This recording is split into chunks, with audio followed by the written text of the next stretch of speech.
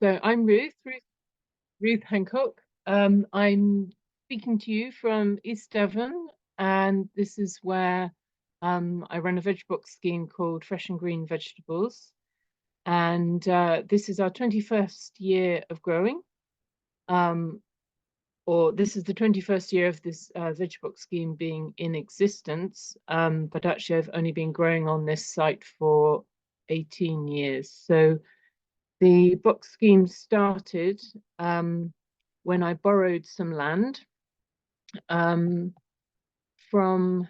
So I'm just going to start the presentation whilst I talk. So yeah, I borrowed some land from a farmer, about an acre of land, back in 2003, just to test, to test the whether the market would work, that sort of thing. Sorry, I'm going back. Yeah, so this is the first slide. You'll have to excuse my tech ineptitude. We can't be brilliant at everything, right? So yeah, I started back in 2003 on a borrowed acre. And then my partner and I were lucky enough in 2006 to be able to buy the land where we now grow. And we've got 12 acres in total. And about 6 of it depends on how you measure it, because I notice in one of the advertisements it says there's 7 acres of cultivated ground, but that's because it depends on what you count.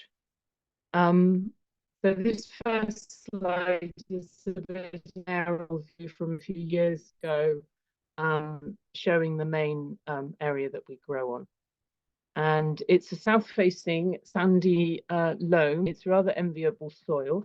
So everything that I tell you today about what we do, it's also the fact that we have got very good soil to grow on. So it's a south-facing sandy slope, and it's pretty much ideal. We're in East Devon, so it's in a warm valley. So I do appreciate how lucky we are to have this. So when we first bought the plot, it was, as I think you can see that the main perimeter, where there's the sort of fluffiest trees, the main perimeter. And what we did was design a system to do with the slope. So lower down the hill, you can see there's 3 large polytunnels. That's right down at the bottom of the farm where we do our protected cropping.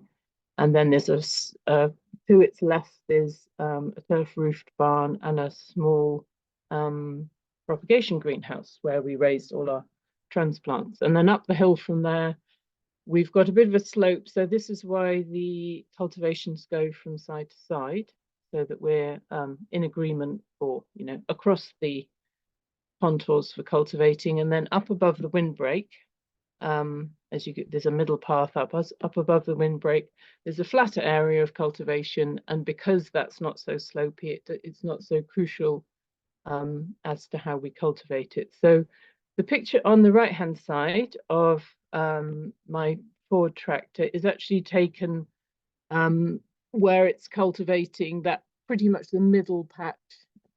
In that picture there's a little pig park. So that's from when we had pigs in the system as well. But that's where that tractor is. So you can see that it's kind of fairly level. So yeah, we've been running a box scheme since 2003, and we're in quite a good area in terms of market, and that we've got a few sort of decent sized towns fairly close by, and a reasonably affluent population, and sort of switched on ecologically. So in terms of market, we're okay. And so the system was designed so the windbreak, you can see, goes across at a bit of a diagonal there, and that's to catch the wind from the southwest. So it's quite easy to understand the orientation as you look at that slide in front of you. Down the bottom is south, and up the top is north, and off to the left is west, and off to the right is east. So it's quite a simple orientation to understand. And that windbreak that we've planted there is to protect the cropping on that flatter area. So to the right of the tractor in the picture there, you can see some trees that are windbreak trees that we pollarded. What are we now? We pollarded those about 3 years ago. They've since grown back a lot. So that picture was taken, yeah, about 3 years ago, just after they were pollarded. And we use windbreak trees for, we chip the brush or we make biochar with it, and that goes back onto our ground for fertility building. So when we set up the box scheme, and it sort of the model was tested, and that was quite some time ago, when the whole idea of a box scheme was a bit novel and niche, but now it's kind of quite a fairly well-known way of operating. But when we bought the land, we were lucky enough to be able to afford to get a mortgage to pay for the land, and because of our circumstances, we're in a good market area, and we've got good land to grow on. We were able, or I've always been able to pay the mortgage for the land on the produce of the land, if you see what I mean. I know nowadays, if we try to buy the same patch of land now at current market prices, that would be a real struggle. So again, appreciate that we're in lucky circumstances.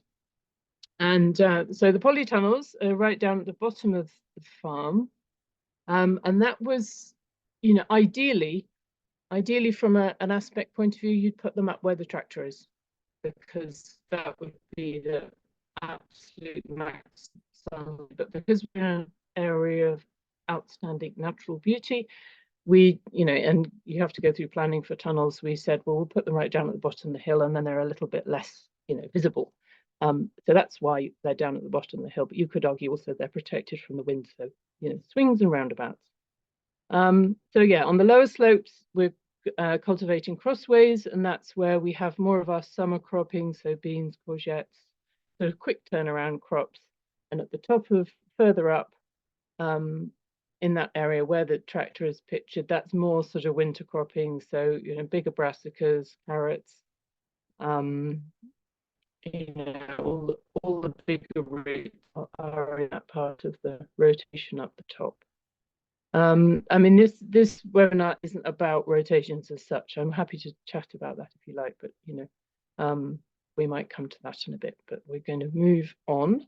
So on the right hand side, for people who like to know about tractors, that's a 44000, which is a 55 horsepower tractor. I had to look that up this afternoon just to check, because it's a very definite number. So yeah, that's 55 horsepower tractor, and I've just taken the loader off the front of this one, but it has been a brilliant work tool. So if anyone ever said, oh, what sort of tractor should I buy? I would, something like that. It's just it's been a really good all-round workhorse. It's nearly as old as me. So there she is again. So just as a point of technicality, can you guys, you can't see the thing at the top, can you? There's a bar. I've got a control bar at the top. Can you see all the words? We can see I seldom plough nowadays. Oh, great. Okay, because I've got something else up there as well, but that's fine. Thank you for reading the first line, because it's hidden to me. I seldom plough nowadays, because I clear the ground in other ways, and ploughing, isn't ideal, as you probably mostly appreciate the whole inversion of the soil and that sort of thing. I mean, if things get really out of hand, I do plough. I've got a very small 2-furrow Ferguson. Yeah, I think it's a Ferguson plough. But yeah, I don't think I've actually ploughed any ground here for about 4 years, which is sort of a shame, because I really quite like ploughing, but I know it's really naughty, so I don't. What I tend to do is first clear any old crops, green manures, weeds, etc. And nowadays I tend to clear them with either chickens. So I've got 2 flocks of chickens that rotate around the farm, or what we nowadays call tarps, which kind of sounds a bit more technical, but it's actually just great big sheets of black plastic, right? And that works quite well here because the soil is quite dry, and they don't need to be on for very many weeks, and you've killed off, you know, most of the greenery on the top. Or I've got a flail mower, so I've got quite a heavy duty flail mower. I don't think I've got a picture of it on here, sadly. But on the left-hand side, so once I've cleared the ground, with, like I say, chicken tops or the flail mower, then I'll use these heavy discs, which they have, it's almost like mini ploughing. They have a kind of like, they chop through, but on the right-hand side, that's a view from the back of the tractor. I take an awful lot of photos, and when I do something like this, I'm quite glad that I do. So you can see that the discs themselves are offset. They're like kind of big dinner plates, big metal dinner plates, offset, and they go through the soil, and they chop, and they slightly lift. So it's like, sometimes I say it's a bit like mini ploughing. It's kind of, but it's not turning anything upside down. It's just chopping, lifting the clods. So on this dry, sandy loam, that means that things, once you've done that, and then if you get a couple of days of dry wind, sunshine, that starts to kill off the weed roots or the previous crop roots, which is obviously what you need to do before you can re-establish your next annual crop. So yeah, this is what I tend to do once I've got the majority of the vegetation off. And on the left-hand side there, those stalks that are in front of the tractor there are the aftermath of sunflower crop that I'd grown the previous year for a green manure, and I think it looks like it's probably undersown with overwintering rye as well. So, but yeah, sunflowers are really good in that they produce a lot of biomass, but then over winter they just kind of break down, and they're not difficult to reincorporate. Ruth, can you just jump in? Okay. Ruth? Yeah, sure. So just jump in with a quick question that someone's asked about rotating the chickens. Do you herd them or put them in the hutch and move the hutch? How many chickens per acre, and how long do they stay in each place? Okay, right. Well, we can talk about that on this slide. What does it say on the first, on the top line? I don't want to try and move anything because it might. Adapted duckfoot springtine. A slightly Sorry, Ruth, just one quickly before you move on to that. There's a question that might be before. Can you just repeat the name of the disc implement? Yes. Okay. I'm just writing down chickens just to remind me. So they are called. So what are they? I think they're called. I think they're just called discs. I mean, those ones are Massey discs, but that's just the make. Yeah, I'd have to. Yeah, I just know it's disking, but I mean, I'm sure maybe there's a word that comes before or after that. Offset discs. So if you just go back to the previous slide, you can maybe see, like, you've got 2 rows of them, right? And if you can see there, they're kind of turned in slightly. They're kind of like they're angled towards each other. And if you can see on the top bar in the middle, it's actually possible to shift that so that they wouldn't be working at a diagonal. They'd be working more straight forwards, but that doesn't have such an effect on the soil. So most of this stuff, just to add, is secondhand. Well, all of the stuff you've seen so far is secondhand. You know, a lot of these things you can find in hedges around Devon. So yeah, so discs, so maybe somebody else is probably sat there in the chat going, I know what they're called, so please do write it down if you've got the proper name. Yeah, they're the disc harrows. Disc harrows, thank you. I knew there was, yeah, brilliant. Hurrah! It's great, these collaborative efforts. So here on the left-hand side, this is again another ancient of machinery, but it works really well for me in that it cultivates quite deeply. This is known around our way as a duckfoot harrow, because at the bottom of these tines is actually quite a sort of wide, kind of heart-shaped thing. Looks a bit like a duckfoot, I suppose. But what I did was actually have the sides of those duck feet angle grinded off. So this works almost like a very minimalist subsoiler.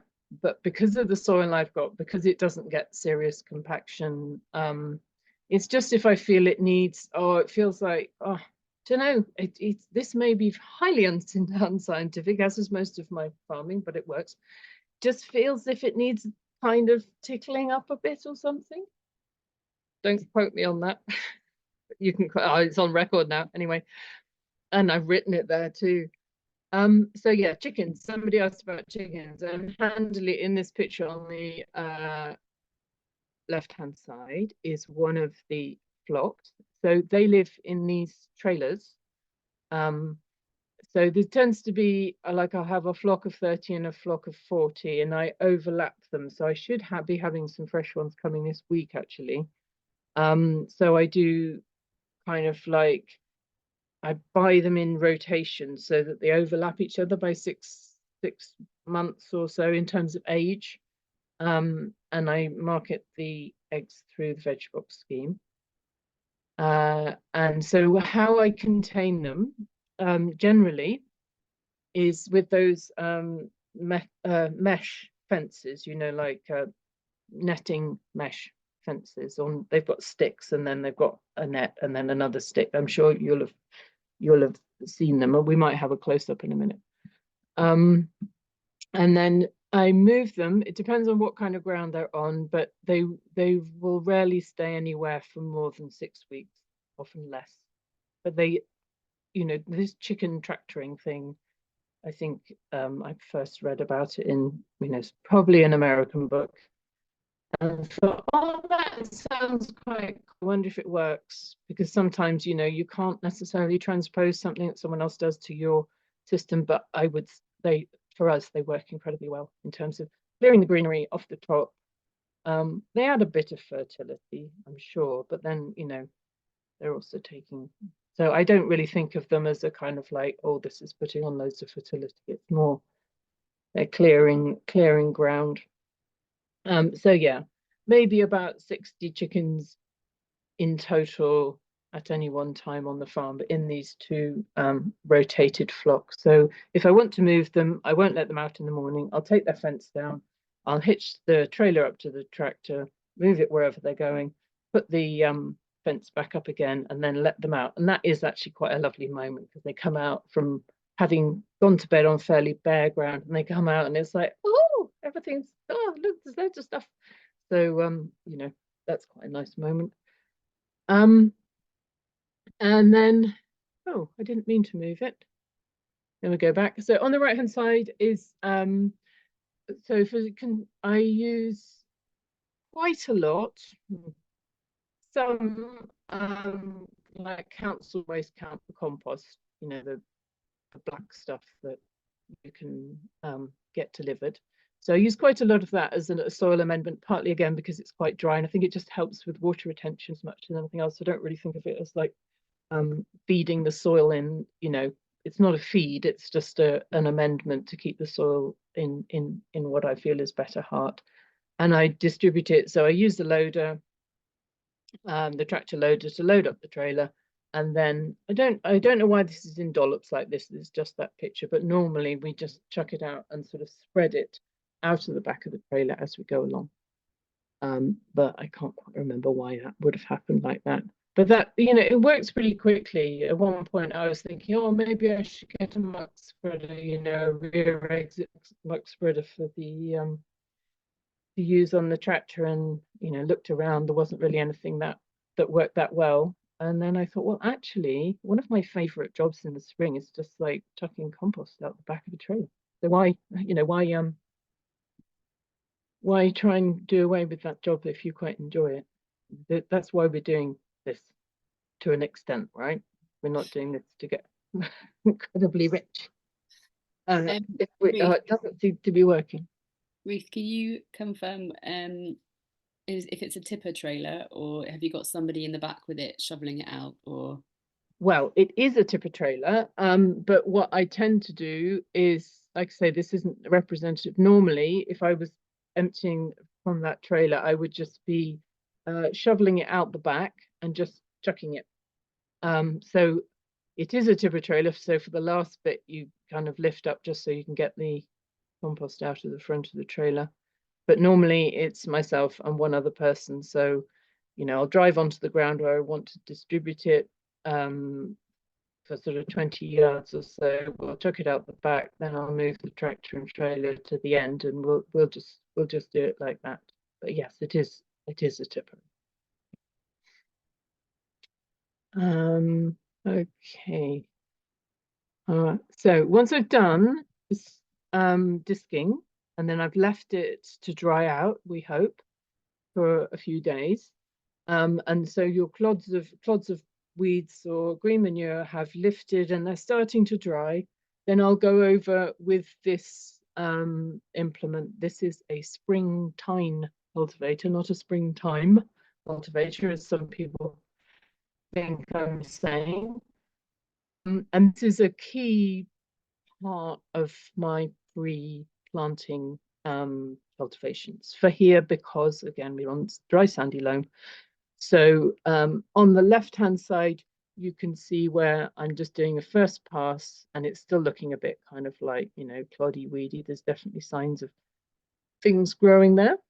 And what this does is it kind of lifts up your clods and, you know, brings them up. And then the crumbler bar at the back, you can see on the right hand side, there's a kind of roller at the back, and that cuts down onto the clods and knocks the soil off the clods of the weeds or the green manure, and then they, you know, they get desiccated, and within a day or two then they've died off, and you've got reasonably good ground to then plant into, or to do whatever it is you're going to do next. So yeah, in my writing, yeah, so I've put there a couple of passes 2 days apart is ideal, or a couple of, yeah, windy, sunny days is great. And then, so every time you move the soil, whether you're harrowing or whatever you're doing, every time you do that, you're burning up a little bit of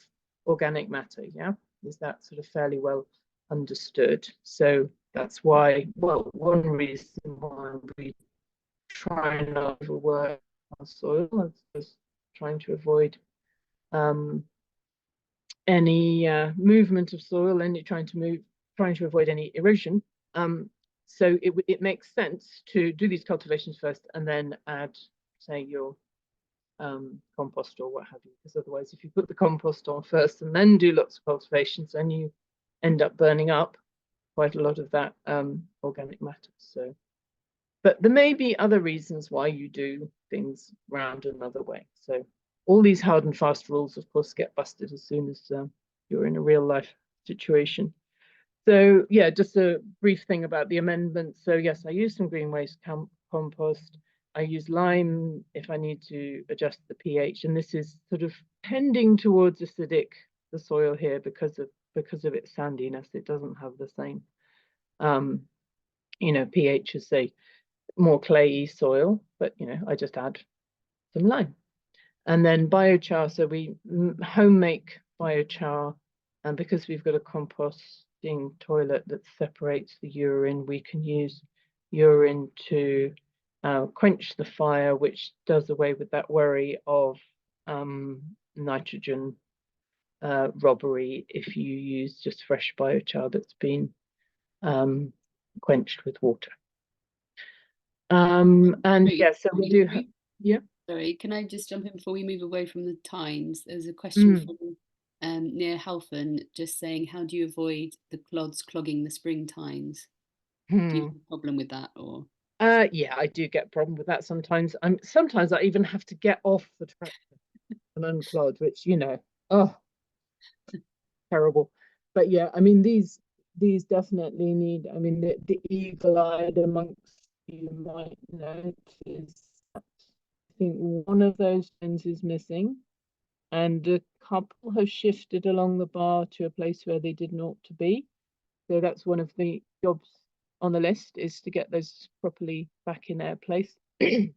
And also I would like, because this is going to come later in like, what would you like to have if you, on top of what you've already got, is I would like to have a finer set of these, just to do a final pass before say seed sowing or planting. But yeah, having said that, you know, I can't remember how much I paid for these, but maybe 150, 200 quid, if that. It was probably about what scrap value they were then. And they've, you know, they've just done an enormous amount of work, and it's the sort of thing that, you know, if it breaks, you can fix it. You can, yeah, I'm not, you know, I'm not against high-tech stuff. It's just I don't have it, and I've, you know, I've always tended to just buy what I can afford with the money that I've got. I'm not saying that's necessarily how one should approach one's farming business, but I've always been a little bit wary of kind of borrowing lots or any money really, because, you know, there's a certain precarity in this whole thing, and you don't want to be lying awake at 4 o'clock in the morning worrying about, oh, how am I going to pay for that thing? You know, there's enough things to lie awake in bed at 4 o'clock in the morning to worry about without that, right? You know, like, did I turn that tap off? Or, oh, you know, is it too late to do this or too early to do that? So herbal sleeping tablets are also a very good folder, I would say. Okay, so yeah, wood chip. So Ramiel wood chip, we call it now. It used to be just fresh wood chip, but yeah. I'll add that as well if I've got to. I tend to put that on say after a crop, and put the wood chip on, and then maybe even, you know, just tarp it for a little while just to get everything rotting down nicely. That seems to work quite well. Okay, so now we're on to, so once we've done all those tractor workings, so this picture on the left, it looks a slightly uncharacteristically wet day, maybe, I'm not sure. Might just be the angle of the light. So once we've done the work that I've already shown you, then once the soil is done to my, you know, satisfaction, then what was the wheeling width between the tractor wheels? That's a very poor phrase, but I think you know what I mean. So looked at there on the left-hand side, the space between the tractor wheels is 1.2 meters, and that becomes the bed. Okay, so once we've done all that, then it all goes over to hand cultivation. I don't do any mechanized planting or maintenance or harvesting. I do have a steerage hoe in one of my hedges if anybody wants one, but I've never been either good enough at planting things in straight enough lines or brave enough to drive over a crop with a steerage hoe to, you know, do weed control. That's just me. I'm not saying you shouldn't, but I just haven't. So after that, we have a bit of real world stuff. Yeah, the rake on the left hand side, that's like it's a plastic landscaping rake, and when people first see them, they think that I've given them a sort of kid's beach toy to do raking with, but they're actually really, really good. I'm not quite sure where you buy them now. It used to be LBS. I don't even know if LBS still exists as a horticultural supplier. They kind of went a bit rubbish. They might be better now, so don't quote me on that. Anyway, but it's a plastic rake, and it just bounces, rather than sort of digging holes in things, it just bounces over for a really good leveling action. But sometimes prior to that, so if I'm seeding or planting, I will use one of these. Can you see? It's a Wolf 3-tined cultivator that goes on the end of a long stick, which is quite good just for that, you know, a little bit to make it nice for planting into. And then we do a lot of hoeing with these, which are probably very familiar to you. The Wolf hoe, and we've got, yeah, about 4 or 5 of these, and I hadn't realized for a while, because they start off about yay wide, and now they've gone really skinny. So some of that metal is out there in the farm. Still keeps you right. So yeah, there on the left hand side is yeah, just as prepping for planting. And of course, there is your cup of tea, essential. And then you can see on now on the right hand slide, yeah, these are 1.2 beds with, I think there that looks like agretti, lettuce on the left-hand side and dwarf French beans on the right-hand side doing their thing. So it depends on the crop. I sometimes do a 4-row or I sometimes do a 3-row spacing on those beds, depending on what's going on. And in the far distance, you can see, so on the left-hand side is obviously earlier in the season. Later on in the season, the Italian alder, that's what those windbreak trees are. They're very good for dry conditions. They're in full leaf, and that's protecting the cropping from the easterly wind. Okay, oh, and there's the path in the middle. You can see that's a Mypex path, which I don't use Mypex between every bed, but in some cases I do, because I think paths is often a question I see comes up, like, how do you control the weeds in your path? It's like a variety of methods. We do use wheel hoe as well, but we tend to just get, stick hoe and get on with it. And on our soil, again, because it's quite dry, if you get the hoeing done early, then you don't have so much of a problem with weeds. That's not to say we don't have weeds. Of course we have weeds. So yeah, there's 2 questions. There's one about making biochar, which we might come back to at the end. Yeah, it's big fun. And once you've got a fire going, it's not really work anymore, right? And then the other question mention, I would say on the biochar thing, if you do make biochar and you dare to post on, say, social media, don't do hashtag biochar, because you'll get a whole bunch of flipping Americans turning up going, that's not properly done. Yeah, it's fine. It's better than a pile of ash. That's what was going to happen to those hedge trimmings. Oh, but you haven't done the proper pyrolysis, blah blah. Okay, anyway, yeah. And then the other question was, how long do you leave tarp on top of wood chip? On top of wood chip. Well, because your wood chip tends to happen when you've done your pruning, like in the winter time, I would tend to put it down and then put the tarp on and then have a look in the spring and see how it's going. But it tends to just disappear. You just can't, you wouldn't have known that it was there. Yeah. Yeah, biochar, you can get super technical with it, and you can get a kiln for it, which I do kind of slightly quite like the idea of getting a kiln for biochar, because that would, like, oh, I'm a charcoal burner now, can I have a single-legged stool and a cloth cap and all the rest of it? I could go full biochar that way. But sometimes we just make it in piles on the ground, just make it what's called a top burn fire. We were going to do we were going to do a demo of this a few years back at one of the women's weekends, and myself and another Kate, we had all the proper words written down so that we could sound super technical about what we were doing. So don't tell anyone, but it is basically fire. Shh. But anyway, I'm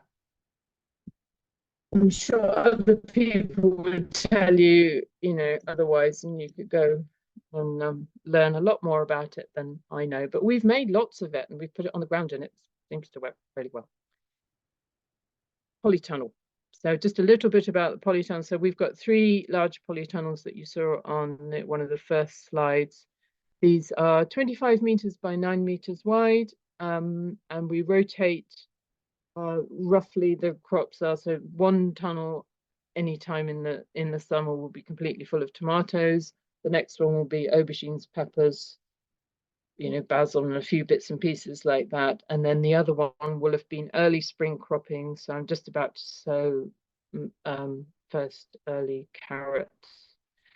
And we do peas indoors and those sort of spring crops in the third one, with a bit of follow on something or other alongside. So it's a 3-year rotation around the polytunnels. And this on the left hand side, this is one of the few purchases new that I've made, is it's a reciprocating rotating rotavator, which is really well, compared with a lot of pedestrian rotivators, is really easy to use because the tines kind of come back on themselves, so you never feel like you're out of control, but the wheels are driven, and you can get down quite deep with it. And one of the reasons we do that is because you do get quite a lot of voles in polytunnels on the whole, you know, because it's very protected, not just protected cropping, it's protected rodents as well. And then that also means you can get it down deep, because what we do, if you see on the right-hand slide, is we tend to plant, you know, vast majority of our crops nowadays through this plastic, which is black on the underside and white on the top. The white reflects the light up, the black, of course, keeps the weeds from growing, and we have our irrigation tape underneath the plastic. But that does mean when you're trying to plant tomatoes through, and you want to get them down deep, you know, you want to get them sort of that deep, then having done this rotivation, so you can kind of go in there quite easily, really helps. So yeah, that's just 1 year in 3, and then the other 2 years is just left a bit of surface cultivation or weeding if it's needed, add a little bit more compost. So yeah, on the left hand side you can see the irrigation tapes hanging up, which once we've done all this prep, we'll go back onto the soil before we put the plastic down. So Kate and I were just chatting about drip tape earlier on, and yeah, I don't use drip tape outside very much now because it just blows around. It's hard to manage. It's so there's other ways of watering more effectively, I feel, at the moment. Ruth, just on the watering and tunnels, there's 2 questions. One of them is, would broad forking work? I don't know if it's as well as rotivating or as well as rotivating. So do you broad fork as well? No, we don't broad fork, but that's because we've got this soil, because it's so light and sandy. So it's not really necessary. I remember a tale from years ago, it's funny how things stick, where somebody had got some land rather similar to us, and because, you know, they'd read all the books and said that, you know, what you must first do is, you know, do your broad forking, and they actually ended up making the soil too well drained, as in it wasn't necessary. So it's like, on, you know, many other situations, broad forking, brilliant. What we do sometimes is just go through very minimalist way with just like a normal garden fork, just to sort of slightly crack up any tiny bits of compaction we might have had from being naughty and stepping on the bed to get across rather than going round. But yeah, I think broad fork brilliant on any situation that isn't this very well drained soil. Yeah. And then related perhaps to the watering, a question is, how do you prevent blight in the polytunnel? How do we prevent blight in the polytunnels is we tend to water kind of just up the margins of what's just enough. This is tomatoes basically, isn't it? We'll water in the morning. So we'll try not to leave the plants in a situation where they've been overwatered, because then what tends to happen is the tomato plants will shed any excess water overnight, and that will drip down onto the leaf underneath, and it's that wetness of the leaf which tends to encourage the blight spores to settle and get into the leaves. So yeah, it's minimalist watering, so just enough for a crop, and we'll tend to water just after we've picked, so that you get splitting of the fruits as well. So yeah, it's just like, don't overwater, basically. You can shove your hand under the plastic to feel how you know, to feel how dry it is, and then yeah, keep the doors shut, particularly if it's grey, you know, muggy weather. Don't grow potatoes right next to your polytunnel if you don't want to get your tomatoes to get blight.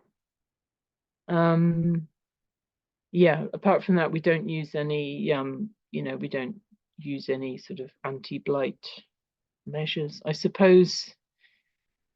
It is if you see a few blighty leaves, you can control it. You can get a few more weeks cropping if you kind of really carefully take off any blighty leaves you see. But that's about it's about what we do is just make sure they're just tending towards slightly dry. So yeah, on the right hand side, so Leonie tying up the cucumbers. Yeah, and again you can see we've got Mypex paths down, and these beds are permanent, so they slightly get wider and narrower as time goes on. Yeah, and we use the same kind of cultivation techniques in here in terms of raking and a little bit of cultivating by hand if we need it, but they really don't get a lot. Okay. Oh, how am I doing for time? I mean, I'm not sure if I've been talking for an hour or 10 minutes. We're good. We've got another minute or two. Oh, okay, that's good. That's great, because I think that's kind of that's the pretty picture at the end. So yeah, we'll go back to that. So we can talk about this again later. I'm sure this will come up a lot, but yeah, so as I was saying earlier, most of my machinery is second hand. I do have a tractor mounted rotavator, which again I only use once a year nowadays, I think, pretty much. Yeah, to go down deep enough for leek planting and to form beds. I wouldn't mind a power harrow, the ones that go like that, yeah, rather than the ones that go like that, but I can live without it. Yeah, so when I was starting up, the only money I've ever borrowed is the money to buy the land. I think I paid for my first tractor with proceeds of yoga teaching. So train to become a yoga teacher. It's also good for your back, and it will buy you your first tractor. That's a little bit of a tricky one, isn't it? Oh yeah, chances are you'll lie awake at 4 o'clock thinking you've got it wrong. Maybe that's not everybody, but I think most of it, because there's so many things involved in what we're trying to do, right? So unless you're a supremely confident person, you're always going to be slightly worried that you should be doing something else, you shouldn't be doing something else. When I started up, there wasn't nearly so much kind of like, internet conversation or what have you. And that has been brilliant, stuff like even, people like me going on, just sharing information and not feeling like, oh, and being able to ask questions. Yeah, so it's unlikely you'll think, oh, I spent exactly the right amount of money on exactly the right amount of kit, because sometimes you just have to try things, and sometimes it works and sometimes it doesn't. So yeah,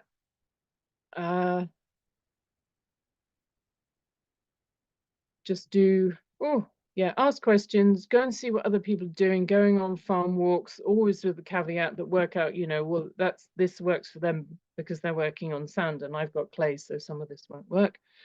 And I think earlier on, I'd like some lighter discs, because I think that would be good for bed preparation, and I put there some frame mounted Einbach tines, which are a bit like kind of mini spring tines.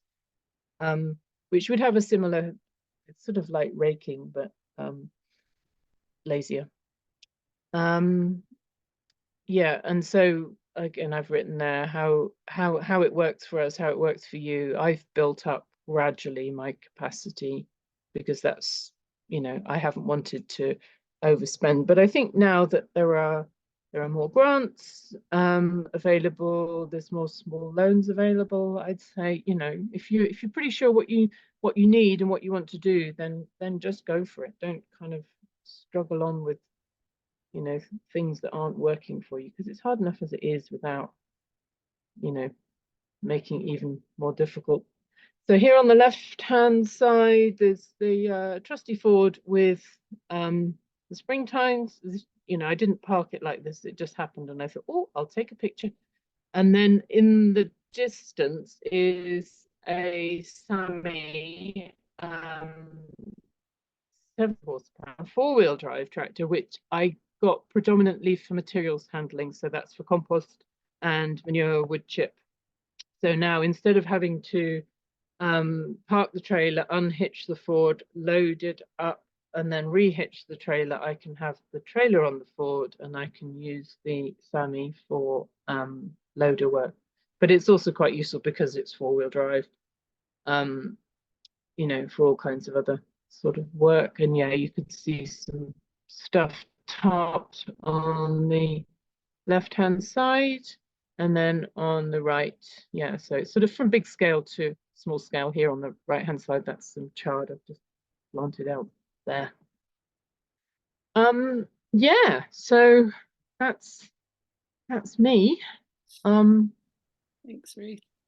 There was there's just one question and 2 kind of thoughts, if I can just share them now, that have been asked. One is the plastic used for mulching changed every planting season or not? I assume that's for the tunnels. Yeah, no, it's not changed every year. It's the same. Yeah, so I bought some of that black and white plastic, I think pretty much as soon as you put a tunnel up here, which was, I'm going to say 2008. And yeah, I'm still using it. And then I realized that actually it was working very well. And then I reinvested in, because I only had enough to do one whole tunnel. I invested in another set for a second tunnel. And I think the plastic I got the second time round was actually polytunnel plastic designed to go on tunnels for growing mushrooms. So it's white on one side and dark green on the other side. And it's even heavier duty than the first lot I bought. And I think that's going to see me out. So yeah, I just keep reusing it because it doesn't get like, you know, it's not like getting wind blown or mashed up. And my tarp, I've still got all the stuff that I got 20 years ago because it's UV stabilized. I'll be able to hand it on to my children. Here we are, children, one day all this plastic and tires will be yours.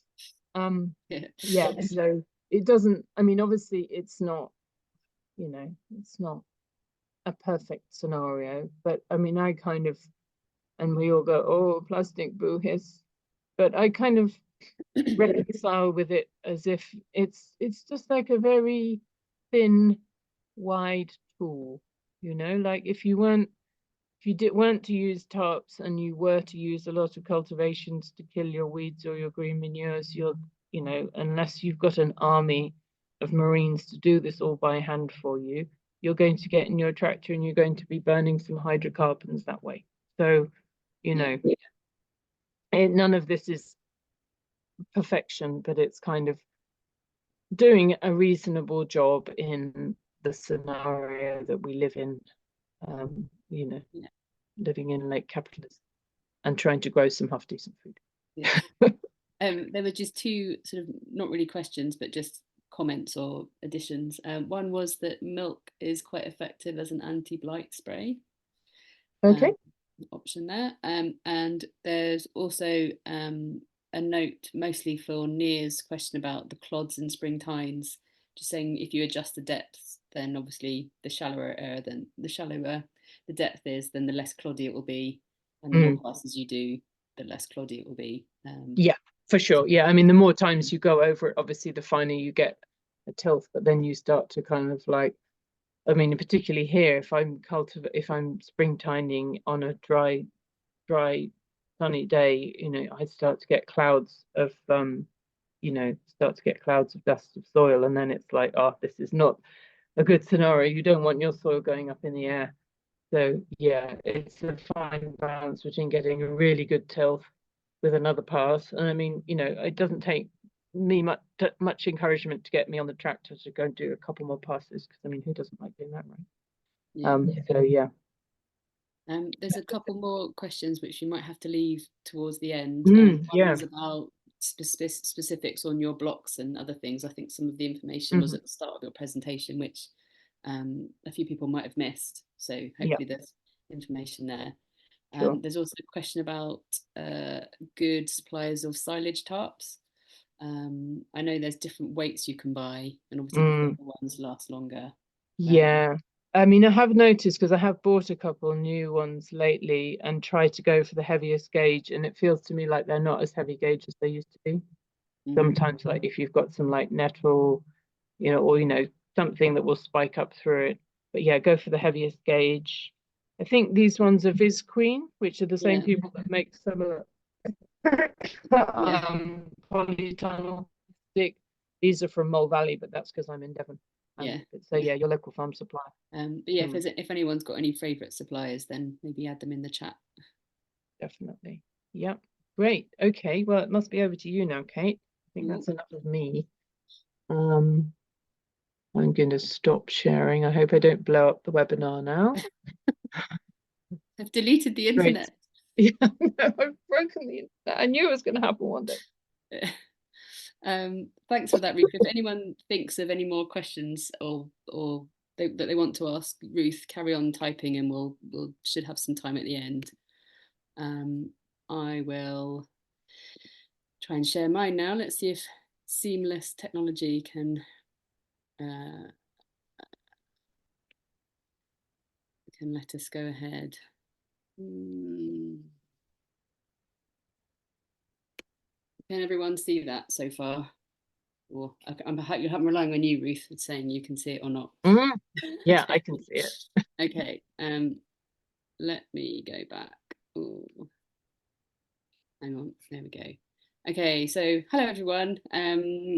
My name's Kate Collins. I have a small market garden in Wiltshire, so a bit further up from Ruth, but still southwestish of England.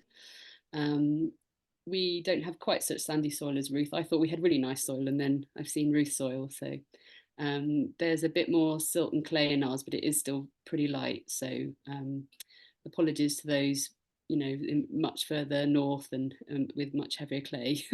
But anyway, I just wanted to highlight the difference as well. We're talking about cultivation and tillage, which are used very interchangeably, and they basically mean the same thing.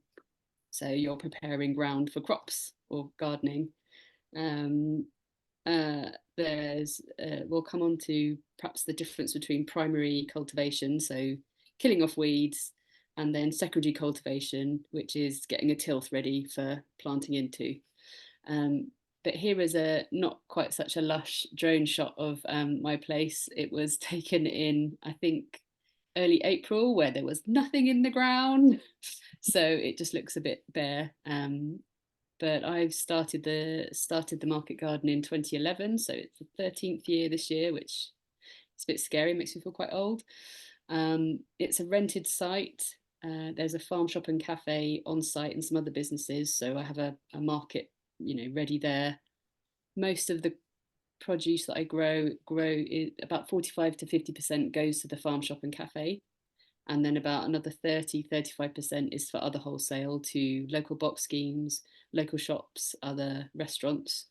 And just for the last 2 years, I've been doing a bit more direct. So I always, you know, I did a horticultural apprenticeship with the Soil Association from 2008 to 2010, and I always said, I'm not doing a box scheme, because I spent, you know, years working on a box scheme. I'm not doing a box scheme, and I'm doing a very small box scheme. But you know, the price you get for direct selling is nearly twice as good as the price you'll get for wholesale. So it's good to diversify income streams if you can. So that's the site. You can see there, the top picture. There's 4 medium-ish tunnels and 4 small tunnels, which we've added to over the years. For the 4 larger tunnels, we grow in rotation. So tomatoes grow in a tunnel once every 4 years, and it follows round. And then the smaller tunnels, 2 are prop tunnels, so propagation tunnels. We do all our own plant raising there. And then the other 2 smaller tunnels are just the odds and ends tunnels. So if you need to bung some garlic in somewhere, or, you know, basil or chard, then they end up in those tunnels. We're small scale, so we didn't go for organic certification in the early years, but we did in 2019, and we've been certified organic since 2021. In terms of workers, it's mostly me, and depending on the time of year, there is somebody who works for me between 1 and 2 days a year, 1 and 2 days a week, depending on the time of year. So at the moment it's 2 mornings a week, and in the summer it will be at least 2 days a week. So depending on other jobs and things, we might get some other help in for weeding jobs, and maybe a bit of picking, but generally it's mostly the 2 of us. And then the end of 2022, my other half and I, after 15 years of looking, found a field round the corner for sale. And we were lucky enough to buy it, and we've been living on beans on toast ever since. But that's the bottom picture there, which just, it looks a bit like a shield. So we're looking to put in an agroforestry system this year. And because we've expanded, so the new field is a similar size. So in total, we'll be on about four and a half to 5 acres or 2 hectares from this year onwards. So up until now, what I've been doing for the patches, the field patches, you probably saw in the last picture, it's broken into 5 patches. There's a grass path in the middle of one of them where I'd left them charred and not rotivated it in, but otherwise it's broken into 5 patches for rotation. And then the first year I moved there, the field was ploughed by a neighbour with a large tractor. So that was the primary cultivation, just turning in the grass. And then since then, the main cultivations have been with a borrowed compact Kubota tractor and a 5-foot rotavator on the back. And the trouble is with working on your own a lot is that there's no one to take pictures of you on tractors. So that's why there's a picture of me with my newborn, because that's one of the few pictures I've got of me on the Kubota. So sorry about that. It's the only one I could find. I've got lots of pictures of me on the tractor, but you can just see the front of the tractor or the back of the tractor. So, but anyway, it was ploughed by a neighbour, and then you can see a couple of passes with the rotavator, just brings it up to a nice tilth. So we've been doing that ever since, pretty much, in the field. Oh, I think I just knocked the internet. Hopefully everybody can hear me. Sorry about that. I think I just knocked my dongle. Hopefully everybody can hear me still. Yeah, we can hear you. Yeah. So, oh, can you hear me still? Yeah, all good. Sorry to interrupt. Okay. No, my internet keeps cutting out.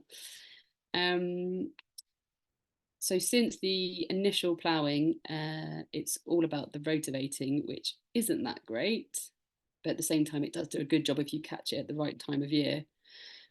So in future, what I'd like to do is, if I just get rid of that a minute, and it's funny you saying you've got a two furrow massey Ferguson plough, because that's what I bought this year. So last summer we ran a crowdfunder for a tractor. Obviously we thought, new field, we need a tractor of our own rather than having to keep borrowing my landlord's tractor. So we ran a crowdfunder, which was successful. Hooray! And now we are the proud owner of a 1959 Fordson Dexter called Ian. And that's a picture of him there with a 6-foot topper on the back, just mowing the paths.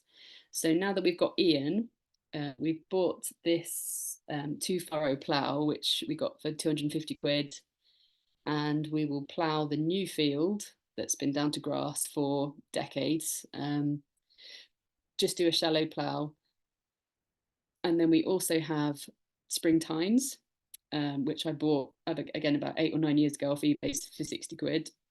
So we'll go along and just knock down the ridges from that. And I would quite like to buy a power harrow. So as a lot of people will know, harrows are generally better than rotavators for the soil because they're not inverting. Rather than doing this, I don't know if you can see what my hands are doing, but rather than going round and round and inverting that way, they're kind of twisting side to side.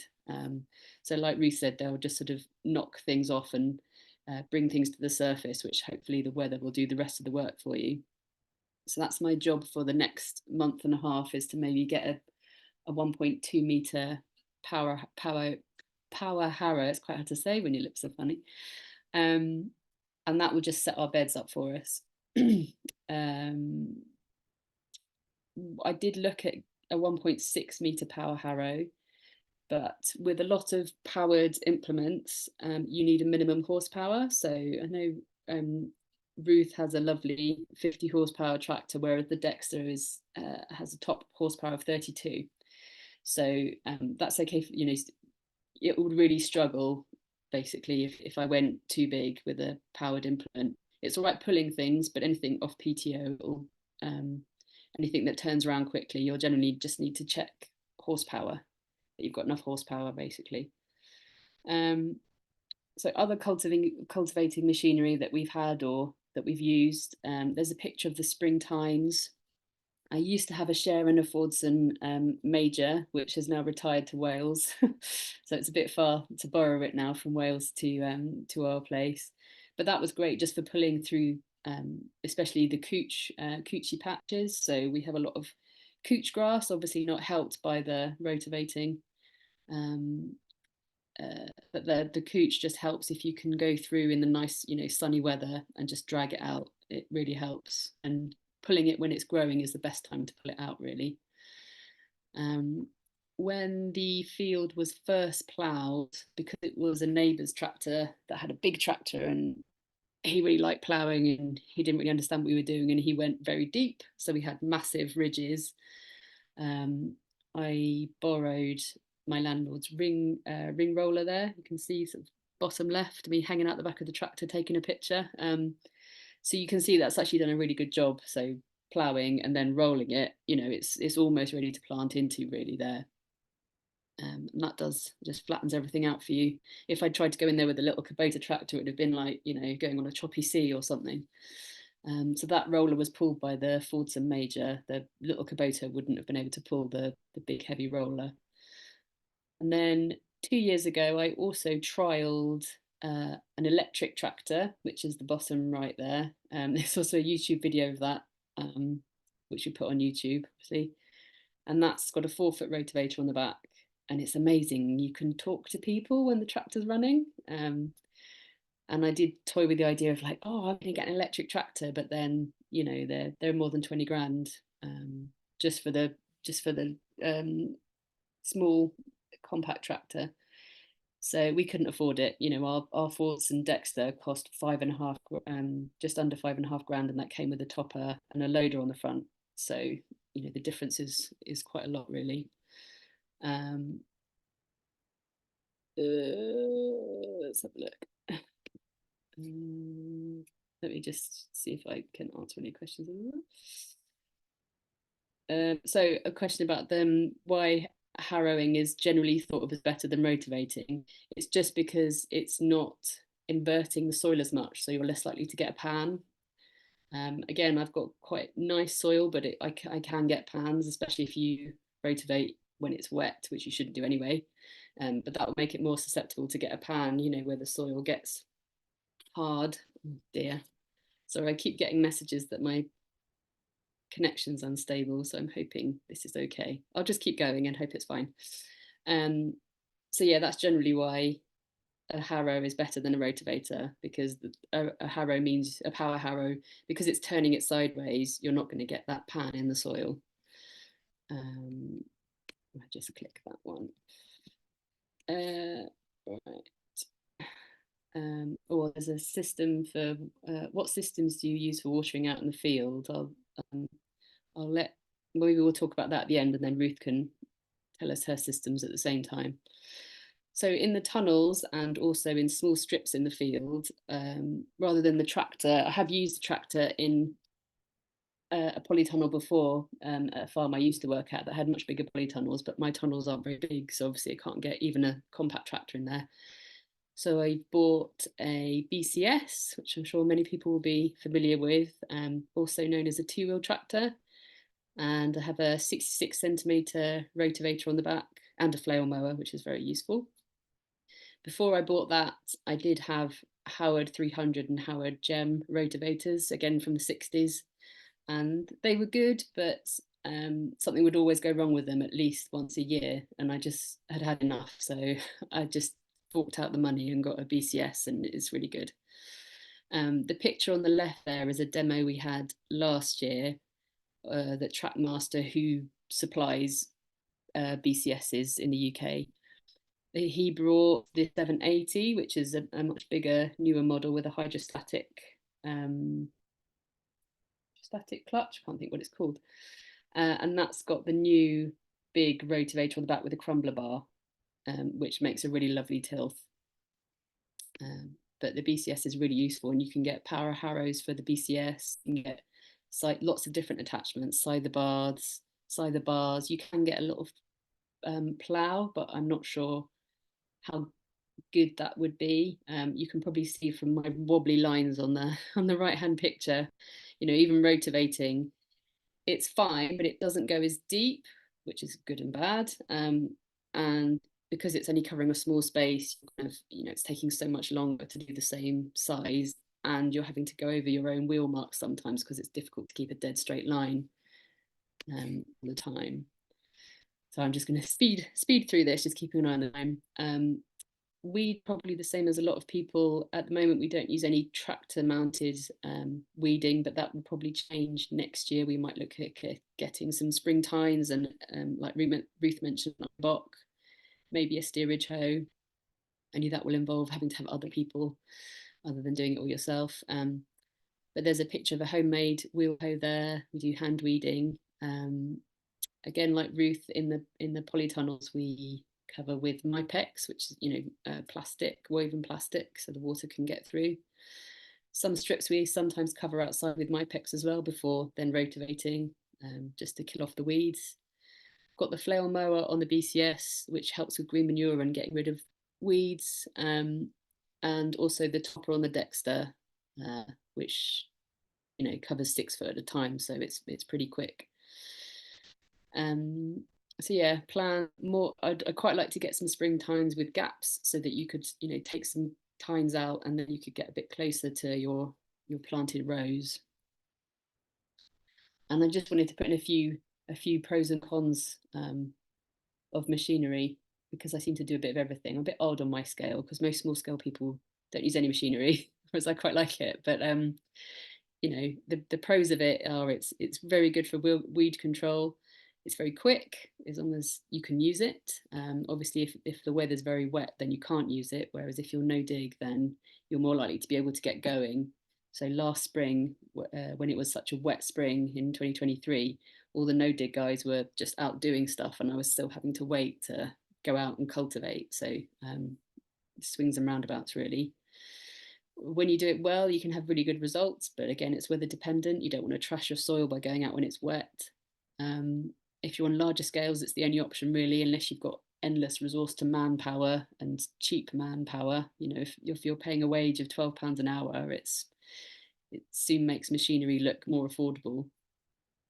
And some machinery and cultivations can really help with pest control. So things like wireworm and maybe things like leather jackets. If you're cultivating, you're bringing things up to the surface and then birds can just come and clear them off. Those images where seagulls come swooping down when the farmers are out in their tractors, and they're eating. I don't think they're just eating worms. I think they're eating some of the bad guys as well. And then cons, obviously, potential for soil pans, which we talked about. It can destroy the soil structure, can be very weather dependent, uses fuel and energy. Even if it's an electric tractor, it's getting energy from somewhere.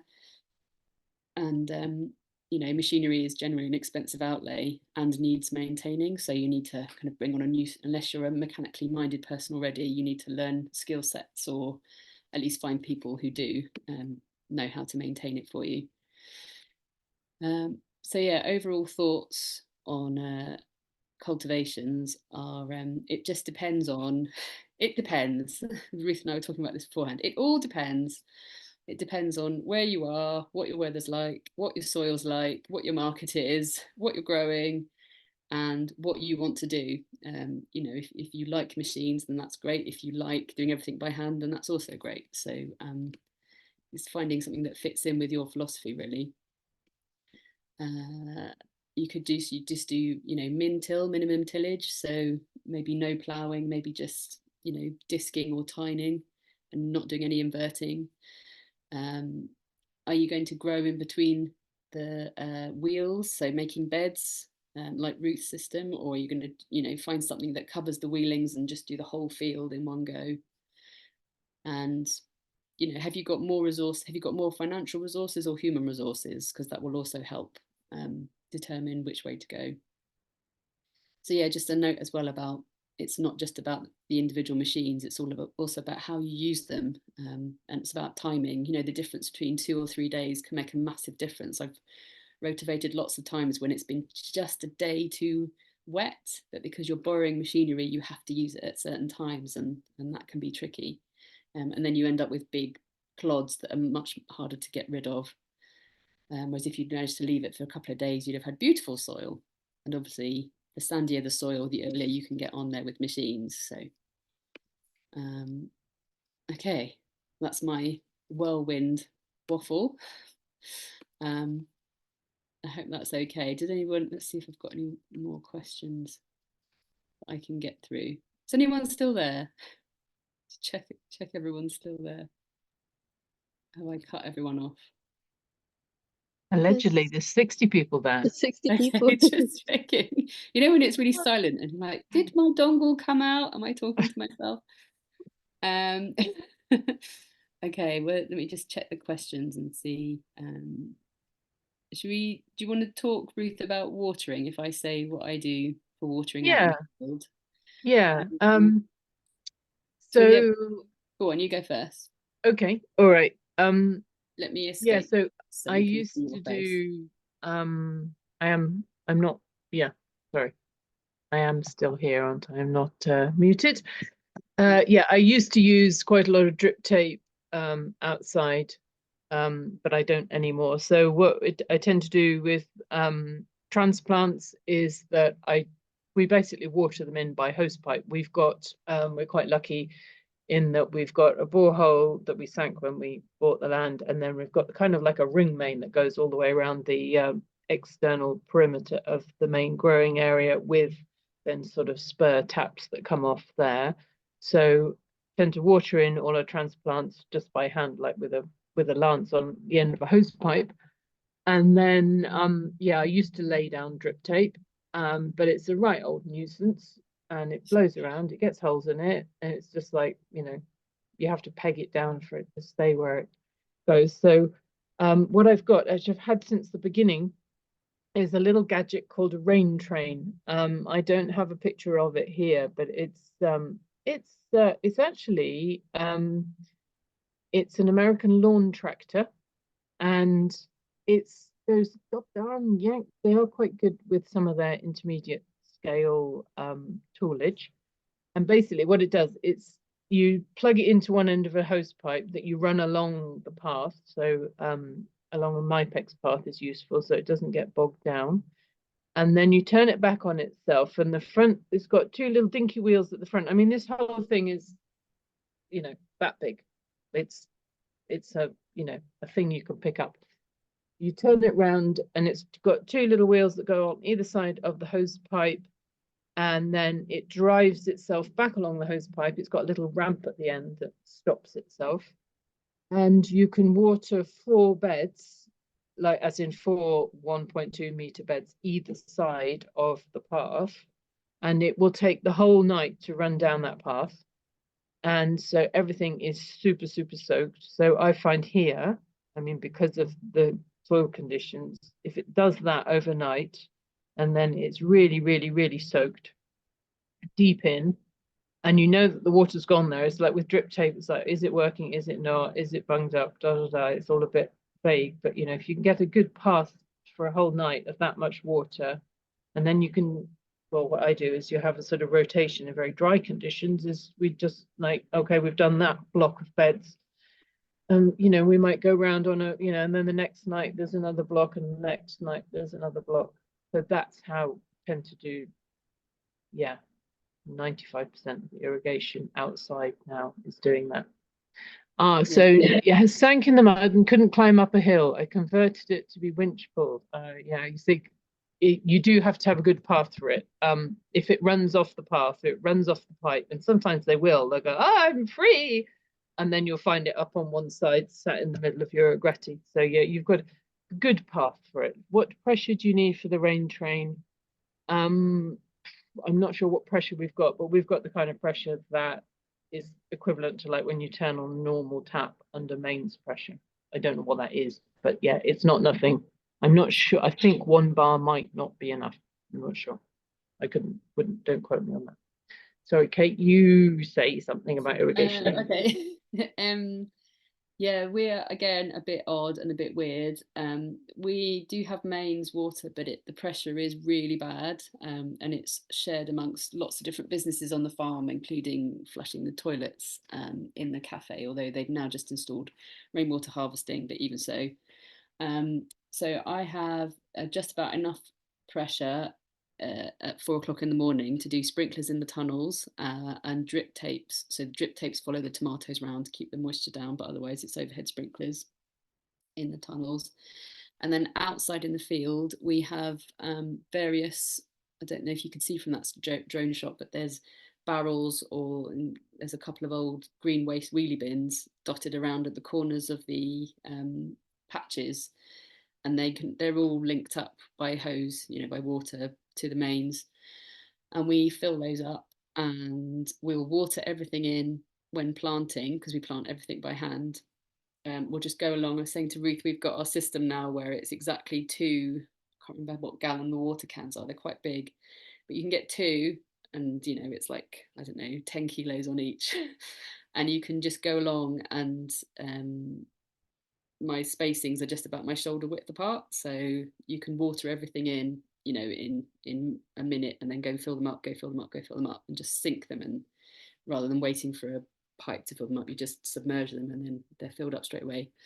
And generally, apart from when there's a drought, that's all the watering we do, which is a bit weird, I know, but we rely on having having the moisture in the soil, and also being quite mean to the plants. They're not at all mollycoddled. So when we get drought, especially things like lettuces, if they've just been planted, we will give them if there's been a drought, if there's been no rain at all for 10 days and they're really struggling, we'll go and give them another go. But otherwise we don't water. When we plant the leeks and the brassicas, we net them straight away for pests. And actually the net also helps keep some moisture in, so it shades off some of the sun. It has a nice ecosystem underneath, and they seem to do pretty well with that. It keeps any moisture in. So yeah, we're a bit odd, but it somehow works, basically. So that's that one. Let's see if there's any more questions. I think I've lost it now. There was a question from Amelia in the chat about the tray on the kubota. It was just a box which my landlord had put on to put things on. Like, he was using it as like a what do you call it, an ATV vehicle, but they've now got a little kubota ATV that they buzz around with a sort of pickup on the back, so they use that for their box of tools now. But that sort of tray on the front used to be quite annoying when you'd want to turn around on the headland in a small space. But yeah, that's what that was anyway. Look, other questions. Question from Jim: are either of you looking at mechanizing planting? If so, what kit? I was mentioned to Ruth before about, I have looked at doing that, and I've done it on other farms. I'm just right on the cusp of it being worthwhile, not worthwhile. So we still plant everything by hand, including leeks. And I've got into the system now where I can do a whole, sort of 35-meter row of leeks in 20 minutes by hand. So it's on the cusp of, is that more viable than paying 3 people's wages to have one on a tractor and 2 on the plant, or more on a planter? So for us, it's just on the cusp. I don't know what your thoughts are for your size, Ruth. Yeah, again, I think we're at the scale that where some people would use a planter for some of their crops. Somebody did actually give me a planter years and years back. One reason I didn't start using it was because it required a lower gearbox than I've got than I had on my tractor. And also, yes, as Fred said there, you'd need a creeper gear for a planter. And also, I think it depends again on your inclination. From what I understand, it can take about like half a day or a day to actually set up your planter. So it's absolutely exactly right. And fiddling around with all that sort of thing. and although I do like using machinery, and I'm reasonably good at it, I'd rather just get out there with a box of something and just plant it. I mean, to a certain extent, it depends on what your inclination is, but I think on the scale that I'm growing, I quite like planting things. You know, that's why I'm doing what I do. So you know, and you learn that sort of economy of movement. You know, my joke is when I'm sort of like, you know, teaching a new person how to plant, you know, so you've got 500, 5,000, whatever cabbages to plant. You don't have to put them all to bed, you know, just stick it in, move on. And so we've got a 3-pronged trident for our leek planting, and we get our beds really nicely prepped, and we put the rain train over them so that the soil consistency is just perfect. And then we've got these long-handled 3-pronged tridents to make holes, dibbing holes for leeks. Somebody can go along a string and do that, and someone else can be going along plopping them in the holes once they've been lifted and trimmed. And you know, with a decent team of like 3 people over 2 days, we can get all our leeks in you know, for the whole year. So you know, thousands and thousands of leeks. But that's not to say that if your inclination is towards mechanizing everything and you don't mind, you know, that kind of fiddling about. Yeah, so somebody said if you mechanize the hoeing, it's good to mechanize the planting. Exactly. So you get, you know, you've got your really precise spacings, you've got everything set up really, really well. So I think it is kind of like, yeah, if you're gonna go with one thing, like so Kate, you can have my stereo chair if you want. If you're gonna go with, if you're going to go with something like that, you've either got to be incredibly good at planting by hand, or you plant mechanized planting, mechanized weed control. Personally, you know, I've thought about it. It's the sort of thing I think about quite a lot. My preference is personally for hand planting, get quite good at doing that, you know, and then hand cultivation, but that's not, you know, that's just my choice. Yeah. Somebody's put roller dibber is a good way to plant quickly with mechanized. Is that one of those rollers that's got then the blocks in it to make the holes? Yeah, I see. You've said what it is. Exactly. Great. Yeah, we have sorry, I think we might be running out of time, but have we got to finish at 8:30? Do we all just disappear at 8:30, or can we go on? No, people can stay on. Yeah.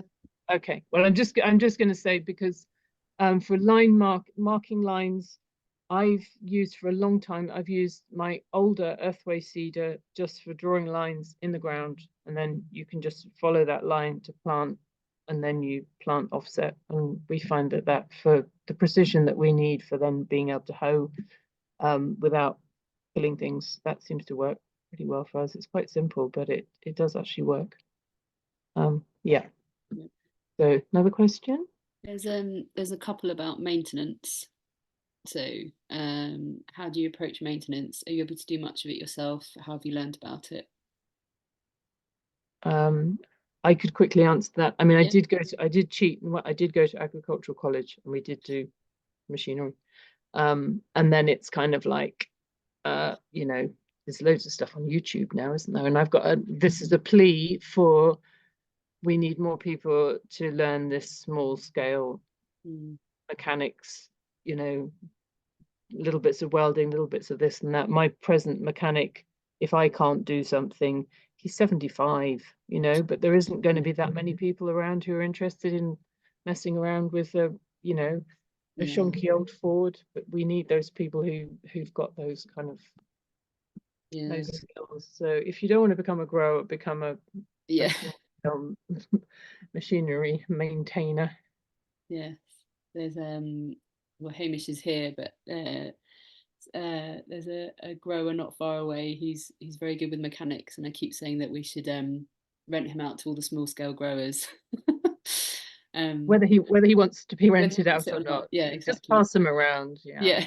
But I think you can, you know, so speaking personally, I sort of look at mechanical stuff and go, oh, my brain, and then just think, no, I'm gonna try and work out how to do just this basic thing at least. And if you've got friends, have some friends who are young, actually, but younger than me, but really into tractors. Incredibly young. How dare they be so young? Yeah. but they're really into tractors and they're really excited about them. But obviously they have their own full-time jobs, so they can kind of tell you stuff and you sort of try and absorb what they're telling you, and learn some stuff, and then YouTube, and then at least try and do the things that you don't do, the things that you could pay lots of money for a mechanic to go to spend 5 minutes doing, just things like that. Or going back to the BCS, at Trackmaster have really amazing diagrams on their website. So like parts diagrams, which you can download for free. So you can at least find out what part you need to replace stuff. And a message from Hamish, yes, Sammy is the best in the West. There's also, if you can find some ground care machinery people near you, they can probably help. And if they can't help, they should know somebody who can, even if it is someone who's semi-retired. And if you have got vintage machinery, will be interested in maybe trying to help you out. But yeah, that is the proviso of it needs maintaining. If you're not going to do it, you'll have to find someone who will. And YouTube is great, but it can also lead to some costly mistakes possibly, or mean that you're out of action, your machine's out of action for the summer or a month when you really need it. Yeah, as Edwin's pointed out, a yearly shout out for servicing the tractors, all the fluids on the schedule. And yeah, definitely don't forget your antifreeze. Even in the summer, it's your coolant, and you don't want to bust open your radiator in this frosty weather. For sure. I've had a few embarrassing situations with oil filters, which just basically looked like you could have planted something in it. Yeah. because of this dry, sandy soil, and it's like, oops. Yeah. But yeah, just a reminder to what Lizzie was saying. The idea behind this webinar was that it's an introduction to, so it's very much a whistle-stop tour overview. If there's something in particular that you want to know more about, then get hold of the OGA one way or another, and then sort of some specific webinars can happen as well then, which would be very useful for everyone. Just trying to think if there's any last little questions that we haven't got to. Different power harrows. What are the different power harrows called? Ones that rotate sideways and the ones that move more up and down. Ooh. Yeah, I think the power harrows are basically that the twisty way, aren't ones. they? Yeah. And if it's that way, it's more like a rotavator. It's a cultivator, rotary cultivator. Yeah. Somebody said, what do you think on permanent beds with green paths? I think that sounds like a weed nightmare waiting to happen, because it will just, whatever it is in the paths, will grow in, unless it's green mypex. But I don't think that's what you meant. No, I mean, you could, so I've got round the blocks, I've got, obviously it's grassy paths. Sure, the last few years we've put in mypex strips down the side, which really helps with stopping the cooch creeping in from the side, as long as you can lift up the edge of the mypex. And then we've planted in the middle of the mypex, we've got some nice things in the middle, herbs and flowers and things. That might be an option if you have a barrier, but then you've got a path and a path, which so yeah, it would involve a lot of weeding or cultivating to keep that in check, I think. Yes. Yeah, and of course that's a source of slugs and snails and all those other things that want to come and eat your crops. So techniques for speeding up hand planting. This is going to sound really trite, but to a certain extent you've just got to keep doing it. And just like thinking about what you're doing. Go and work alongside someone who's been doing it for a while, and just think about your economy of movement. Just stuff like where have you put the, say you're planting out of a tray, where have you put the tray in relation to you? Are you having to push it in front of you and then it's snarling up on things, or have you put it behind you and you can pull it with you?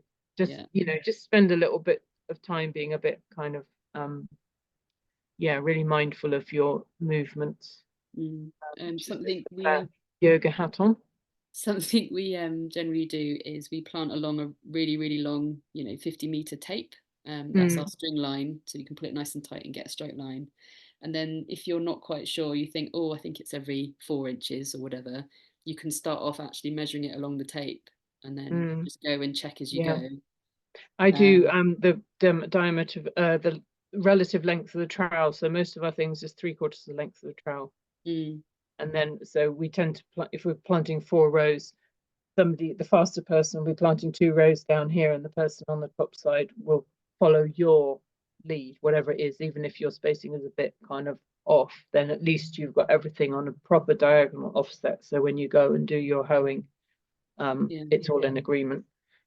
You put trays on little skateboard things. Yeah, I've got a mountain board in the polytunnel, which is good for sitting on for weeding and skateboard thing. Music's also good because you get into the rhythm of did plant shuffle. Yes. So that's also a good one. Yeah, learn to squat, learn to sit cross-legged, lengthen your hamstrings so you can bend forward at the hips. Go find a yoga class. Yeah. Yoga. Yeah. Cool. I think is there one last question, and then we should probably wrap up. There was, I think, Harry, hopefully, if you can get access to recording, I think the information about Ruth's number of veg customers and stuff is at the start. The start. I'm sure she'll can let you know. So I've got sort of like about 75 capacity a week. I'm not quite up at that at the moment, but that's how much I can do on this site. 75 round year round. So we go fortnightly in the hungry gap. Just have a break at Christmas, cause and everything apart from main crop potatoes, everything I put in the veg bags is grown here. So it's all, it's all grown on site. I tend to work on a 50-meter bed length because that's just like manageable for like mesh, and just manageable for people to think, oh yeah, I could plant or hoe all the way from here to there rather than like over the horizon, which just is like, oh, I don't think so. So yeah, I think when you're doing this kind of thing where some of it at least is handwork, then you've got to kind of think about, is this actually human scale, or is this so daunting that you go away and don't do it now.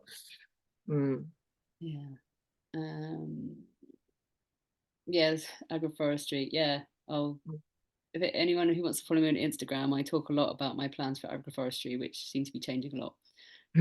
But you can carry on changing them before you plant the goddamn trees. I've got another 4 weeks or so. It's going to be an interesting year, but I don't know, Lizzie, if you're there, if you want to, I'm happy to share my email if anyone wants to email me with any questions they think of afterwards. Or and likewise as well. I want a quick shout out for the Land Working Women and Non-Binary Weekend. I've set a date for the first weekend in August if anybody fancies coming down here and mucking about on a little farm in East Devon. But I'll put that information out again at some point, but just in case. Yeah, thank you both. And if you want to email, if Ruth and Kate, you want to send me anything, then I can send up something to all of the participants who attended and who didn't attend. And I put my email in the chat if anyone wants to, like Kate said, if anyone wants to get in touch with me suggesting webinar ideas for the future, that would be great. And also I put the link to join the OGA as a member. If you would like to do that, you get free access to these webinars.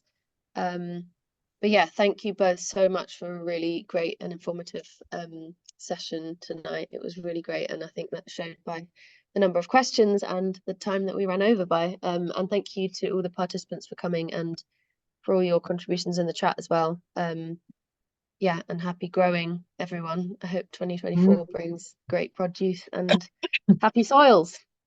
Great, thank you very much. And I enjoyed that and look forward to seeing some of you soon, maybe at the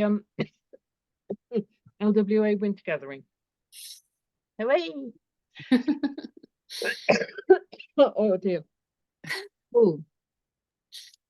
Thanks, everybody. Bye. Nice. Bye. Have a good spring. Bye.